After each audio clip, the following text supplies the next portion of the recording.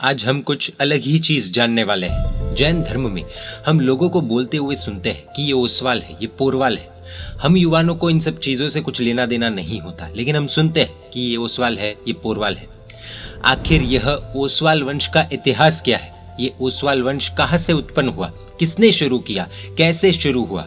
आज हम उसका रोचक इतिहास जानेंगे। जानने के लिए बने रहिए इस वीडियो के अंत तक और जैन धर्म की सुंदर बातें जानने के लिए इस चैनल को सब्सक्राइब कर दीजिए। भगवान पार्श्वनाथ, जिनको पुरुषादानीय पार्श्वनाथ भगवान के नाम से भी जाना जाता है, उनके परंपरा में सबसे पहली पाठ पर जिस तरह महावीर स्वामी भगवान के बाद सुधर्मा स्वामी आए, वैसे ही पार्श्वनाथ भगवान के बाद शुभदत्त गणधर भगवंत हुए। इनके पाठ पर 500 चोरों के नायक और लंका तक जिनका प्रभाव फैला हुआ था, वैसे श्री हरिदत्त सुरेश्वर जी महाराज साहिब हुए।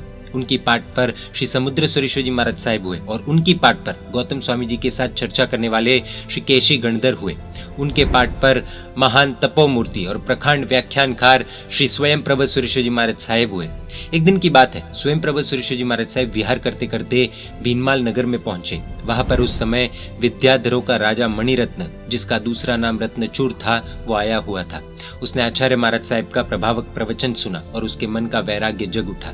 उसने अपने पुत्र को राज्य सौंपकर 500 विद्याधरों के साथ जैन दीक्षा ग्रहण की। महावीर स्वामी भगवान के निर्वाण के 52 वर्ष के बाद स्वयं प्रभ सुरेश्वर जी महाराज साहिब ने उनको सूरी पदवी दी और उनका नाम रखा गया श्री रत्न प्रभ सुरेश्वर जी महाराज साहिब। आचार्य महाराज श्री रत्न प्रभ सुरेश्वर जी महाराज साहिब एक बार विहार करते करते उपकेश नगर यानी कि आज के ओसियाजी नगर पधारे। आखिर उपकेश नगर की रचना कैसे हुई थी, किसने उसको स्थापित किया था, उसका एक छोटा सा इतिहास आज हम जानेंगे। श्री पुंज राजा के पुत्र जो भीनमाल का राजा सुरसुंदर था, उसने अभिमान से भीनमाल नगर छोड़ दिया और भीनमाल नगर के चंद्र मंत्री के पुत्र ऊहड़ ने भी खुद के छोटे भाई के तानों से यानी कि खारे बोलों से परेशान होकर भीनमाल नगर छोड़ दिया था। उन दोनों ने नया नगर बसाया जो कि लगभग 12 योजन बड़ा था, यानी कि जो लगभग 156 किलोमीटर बड़ा था। उस नगर का नाम उपकेश नगर पड़ा, जो आज ओसियाजी के नाम से भी जाना जाता है। उस उपकेश नगर में भीनमाल के 1800 व्यापारी और 900 ब्राह्मण बसे थे। सुरसुंदर ने अपनी पुत्री की ऊहड़ के पुत्र के साथ शादी करवा दी थी, तो इस तरह यह नगर बसा था। आचार्य श्री रत्नप्रभ सुरेश्वर जी महाराज साहिब इसी उपकेश नगर में पधारे, पर इस नगर में जैन धर्म को जानने वाला कोई नहीं होने से उन्हें बहुत कष्टों का सामना करना पड़ा। उपवास पर उपवास करने पड़े, लेकिन उन्हें इस नगर का भविष्य उज्जवल दिखा। इसलिए उन्होंने ऐसा निर्धारित किया कि हम यहाँ ही 35 साधुओं के साथ चौमासा करेंगे और बाकी के साधु भगवंतों को कोरटा की तरफ विहार करवा दिया। एक दिन इस तरफ जब उनको आदर सम्मान नहीं मिल रहा था, उपवास पर उपवास करने पड़ रहे थे, तब एक घटना इस ओसियाजी में हुई, यानी कि इस उपकेश नगर में हुई। एक मंत्री था, उसको अपने पुत्र पर बहुत राग था। अचानक खेलते हुए पुत्र को सांप ने डस लिया। मंत्री तो पानी पानी हो गया। जितने उपचार कर सकते थे सब किए, बाबाओं को बुलाया, बुआओं को बुलाया, वैद्यों को बुलाया, पर सब कुछ निष्फल रहा। अंत में वो निश्चेष्ट हो गया, अनकॉन्शियस हो गया, उसका हलन चलन बंद हो गया और उसे शमशान ले जाया गया। एक व्यक्ति वहां खड़ा था, उसने सबके बीच में कहा कि हमारे गांव के अंदर एक योगी पुरुष विराजमान है, शायद इस बच्चे को वो बचा सकते हैं। मंत्री की आज्ञा से वह व्यक्ति भागा और आचार्य भगवंत के पास पहुंचा। आचार्य भगवंत ने अपने पैर के पानी को उसको दिया और कहा कि छांट लेना, जहर उतर जाएगा। वो व्यक्ति पानी लेकर गया और उस लड़के के शरीर पर छांट दिया। उसका जहर उतर गया। ऐसा लग रहा था कि वो बहुत बड़ी निद्रा से उठा था। वो खड़ा हुआ। एक तरह से देखने जाए तो उसे एक नया जन्म मिला था। इस घटना से राजा, मंत्री आदि नगर के सब जन अत्यंत प्रभावित हुए और उन्होंने जैन धर्म का स्वीकार किया। उस समय से ओसियाजी के अंदर रहने वाले लोग ओसवाल जैन के रूप में प्रसिद्ध हुए। इतना ही नहीं, राज्य की अधिष्ठायिका और नगर की देवी चामुंडा मांसाहारी थी, उसको भी सूरी महाराज ने उपदेश दिया और वह सम्यक्त्वी बन गई। आचार्य महाराज साहिब ने ओसवालों की कुल देवी के रूप में सच्चिका देवी नाम देकर स्थापित किया। देवी ने मांसाहार तो छोड़ ही दिया, पर उसी के साथ साथ एक समय तक ऐसा था कि लाल फूल भी अपने भोग में वो पसंद नहीं करती थी। दूसरी तरफ एक बार एक सेठ ने उपकेश नगर यानी कि ओसियाजी में मंदिर बनाना शुरू किया, लेकिन वहां पर कुछ अजीब घटना घटित हुई। दिन में तो वो मंदिर बनता और रात को टूट जाता। इस चीज के समाधान के लिए वह सेठ आचार्य श्री रत्नप्रभ सुरेश्वर जी महाराज साहिब के पास गया। आचार्य महाराज साहिब ने कहा कि भगवान महावीर स्वामी का मंदिर बनाना शुरू कर दो, मैं तुझे आशीर्वाद देता हूँ कि तेरा यह काम निर्विघ्न पूरा हो जाएगा। कुदरत के खेल भी निराले होते हैं। उस सेठ की जो गाय थी वह लूणद्रही नाम के पहाड़ पर रोज दूध झरकर आ जाती थी।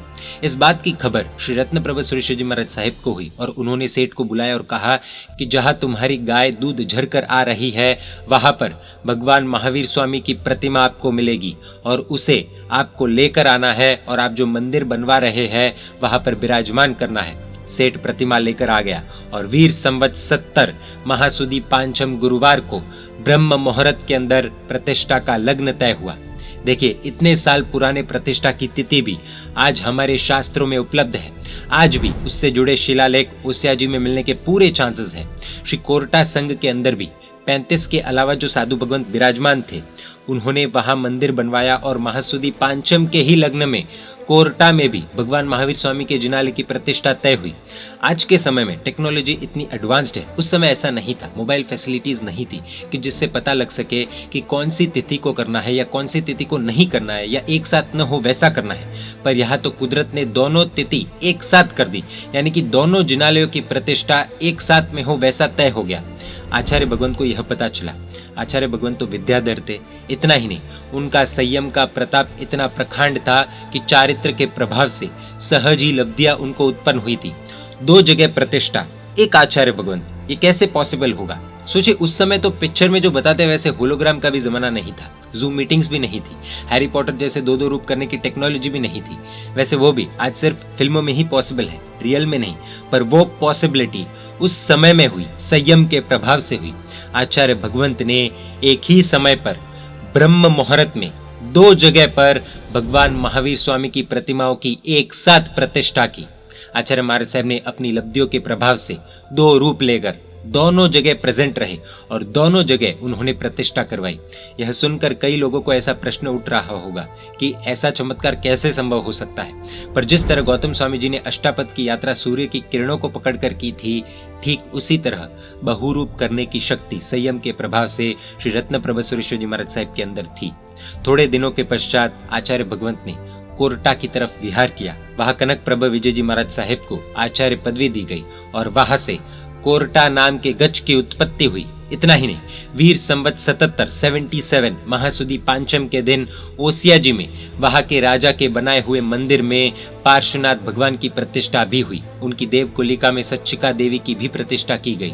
परदेशी हमलों के कारण पार्श्वनाथ भगवान की प्रतिमा जी का स्थलांतर यानी कि एक जगह से दूसरी जगह शिफ्ट करना वो किया गया था, इसलिए उस रिक्त स्थान पर सच्चिका माता जी को बिठाया गया था, यानी कि ओसिया माता जी को बिठाया गया था। इस तरह महाप्रभावक विद्याधर आचार्य भगवान श्री रत्न प्रभा सुरेश्वर जी महाराज साहिब से ओसवाल वंश की शुरुआत हुई। यह था हमारा रोचक इतिहास ओसवाल वंश का और यह हर एक ओसवाल को जानना चाहिए। परमात्मा के आगे विरुद्ध कुछ भी कहा हो तो मिच्छामि दुक्कडम। जय जिन शासन, जय महावीर।